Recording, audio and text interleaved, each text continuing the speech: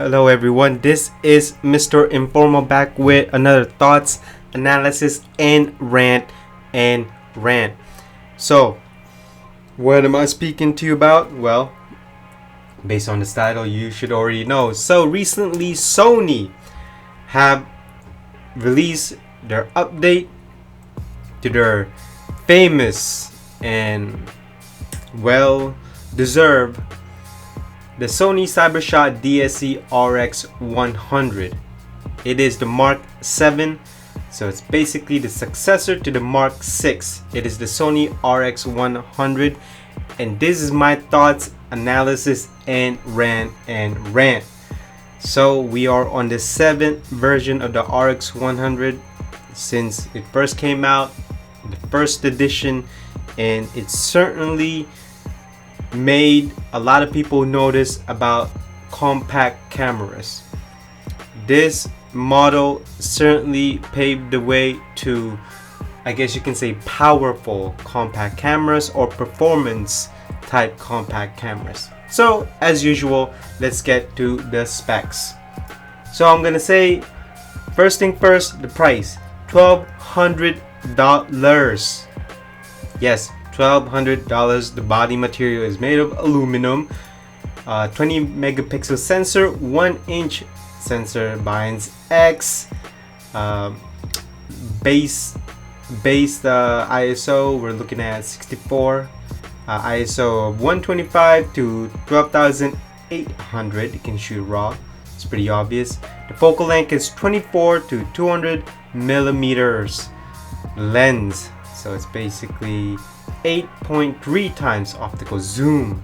Amazing. But the aperture is only f2.8 to 4.5, and I'm gonna get into that. It has contrast detect, has phase detect, which is pretty cool. Obviously it has autofocus. The LCD does not fully articulate, but it is tilted and it can actually face you when you are doing video logs. Screen size is 3 inches with 9.2 dots of screens, and then it has electronic viewfinder or pop-up electronic viewfinder with 2.3 million dots per inch. Maximum shutter speed is 32,000 electronic and 2,000 shutter speed, and then the minimum is 30 seconds. It has a built-in flash. It can shoot RAW, it can shoot JPEGs, it has multiple filters and scene modes. Not only that, these are the video codecs. We're looking at MP4 and then AVC, and then the modes are 4K 30p with 100 megabits per second, 60 megabits per second. It can also shoot 4K 25 and 24, 1080 120, 1080 100, 60, and then 30, and then obviously you can shoot 720. Microphone is stereo, uses HSD, USB connection 2.0. Absolutely disappointed, and I will get to that later. It has no GPS, has Bluetooth and NFC, has Wi-Fi, so you can transfer your pictures to your phone, and finally the battery life can take 260 shots. So, oh, I forgot to mention, it's not weather sealed. So what are my thoughts of this camera? Well, it is an evolutionary update. Heck, I can even say it's an incremental update, and I don't know anybody after all the impressions video that I saw that say this is a revolutionary camera, even though it has 20 frames per second shots. But you know, that's all relative depending on where you were shooting. It has IAF obviously, but my thoughts on this camera is it's just an evolutionary upgrade. It's an incremental update. There are a lot of things that are disappointed, and I will get to that to my rant. And so if you have RX100 Mark VI, don't even upgrade. There's no point of upgrading. Not only that, it is $1,200. And so where does this leave the RX100? Well, again, it's just an incremental update. There's nothing really to see. I don't know what's the big deal about this camera, but I do have to give Sony credit here. At least they're doing something in terms of the compact camera segment. I mean, it seems like a lot of brands these days are not doing anything. So let's get to the analysis here. So in a vacuum, in terms of competition, there's really no competition other than what, the G5X Mark III or the G7X Mark III. But as you know, Canon fragmented their cameras, so there's no direct competition to the RX100, which makes me sad. This is why we need more competition, and so the prices could be lower. And so we're in a pool. RX100 is leading so much that it's basically leaving the competition in the dust. I mean, where is the competition? I don't even see them. So if you want a powerful camera that can video log, and I forgot to mention that this has a microphone input. It has a flip screen that can face you for video log. It has a microphone input that can make your audio even better. I mean, I don't even know what to say. I mean, the closest competition I can think of is the Canon G7X Mark III. I mean, I really don't get it. And so, in terms of the RX100, it's still going to be class leading. It's still going to be number one. Will it sell like it used to sell? I don't think so, because for $1,200 it's just too much. In terms of, are the consumer will lead this for their smartphones or even their SLR or interchangeable mirrorless camera? I'd say no, because at that price you can get a A64 or even A6500 Alpha. But in terms of in its segment alone, it is number one, way number one. It's top, no competition. If you are looking for this small size, then this is the only thing, this is the only camera I can think of that can, I mean, basically go anywhere, do anything. 24 to 200 millimeter focal length, are you kidding me? 8.3 optical zoom, I mean, wow. And so let's get to my rant. Okay, I have a list here. Number one, okay, I don't like the fact that Sony went away from the f1.8 to 2.8, I think, or 2.4, one of those. It's now f2.8 to 4.5. I'm not liking that. I never liked it from when they changed it. I never liked it from the 5.6. I absolutely do not like it. Number two, as you know, the A7R3 was recently announced, and they made a new digital microphone. Or yeah, that's correct. They made a digital microphone. And so the microphone input is located where you will handle the camera. And so obviously your hands might block it, or whatever's going to block it. You might need an L bracket or some kind of bracket. But here's the thing. Sony, why couldn't you make a microphone just for this camera? You know, a little microphone that can be inserted and then be subtle, or it feels like it's not even there. Why don't you make one? You made one for the A7R3, but you didn't make one here.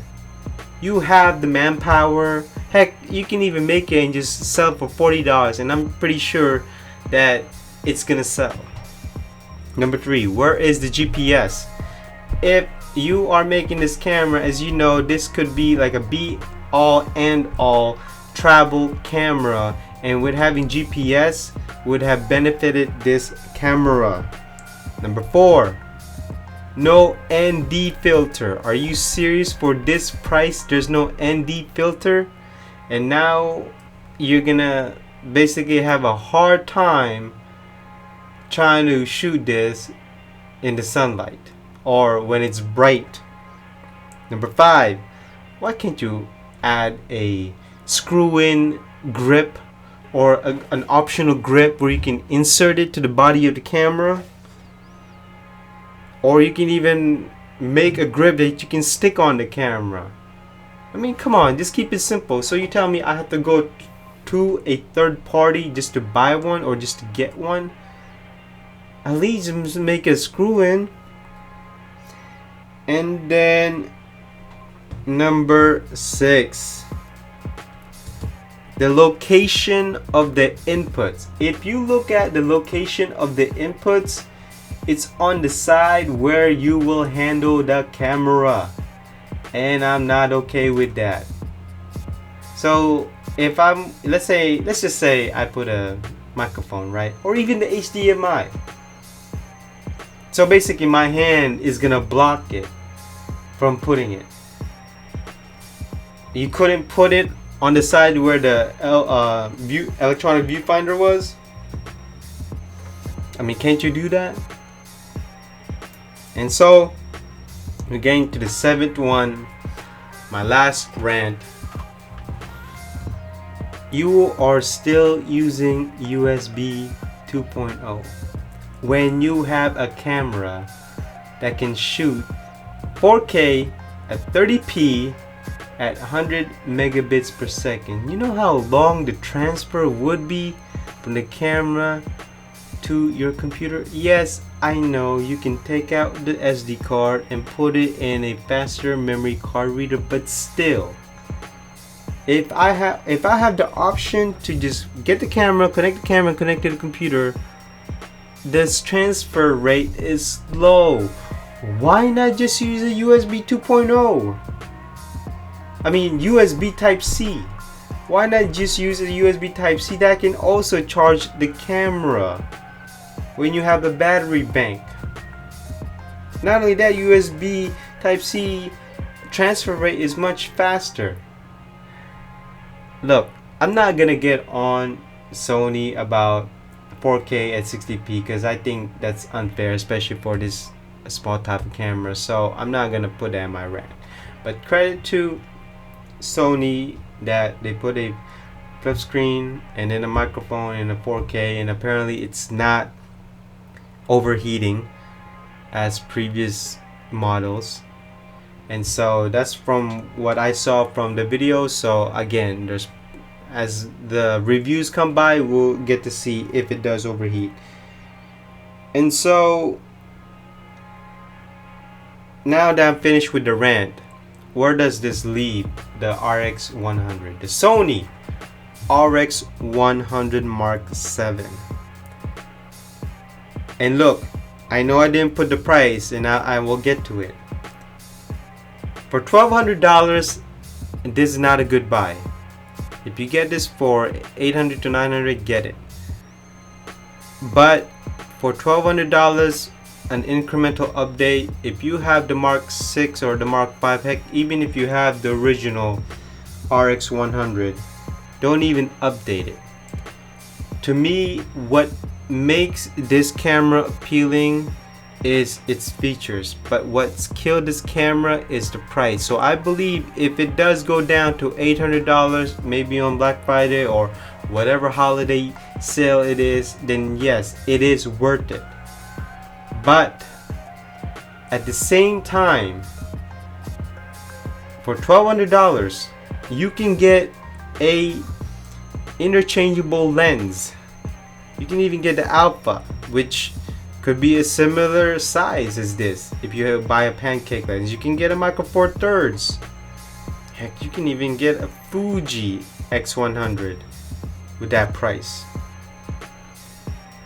And so it's really tough to recommend this camera. Don't get me wrong, the features are there, but in terms of price and price alone, not only that, there's no competition. So if you can find the previous models at a lower price, then get it. Don't even worry about this camera. Don't even worry that Sony updated this camera. Certainly this camera has its features, but at the same time you have to ask yourself, or if you are upgrading, do you need this update? I'd say no. But if you are a first time buyer, I would say no. And so that basically concludes this thoughts, analysis, and rant of the Sony RX100 Mark VII. I will see you in another thoughts, analysis, and rant. Bye bye.